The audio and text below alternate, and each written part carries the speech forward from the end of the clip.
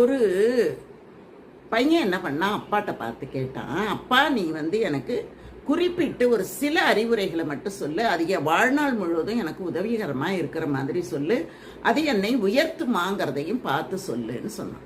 அவங்க அப்பா சொன்னார், நான் 3 அறிவுரைகள் சொல்கிறேன், அதை மட்டும் நீ பின்பற்றினா வாழ்க்கையில் உயர்நிலையை அடையலாம் அப்படின்னு சொல்லிட்டு 3 அறிவுரை சொல்ல ஆரம்பித்தார்.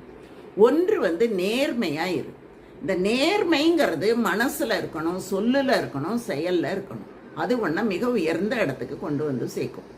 2வது, கொடுத்த வாக்கை காப்பாற்றணும். ஏன்னா நீ சொன்ன வார்த்தையை நீயே காப்பாற்றலைன்னா வேற யாராலையும் காப்பாற்ற முடியாது. உனக்கு நீ கொடுக்குற மரியாதை அது. 3வது, புத்திசாலித்தனமாக நடந்துக்கோ அப்படின்னு சொன்னார்.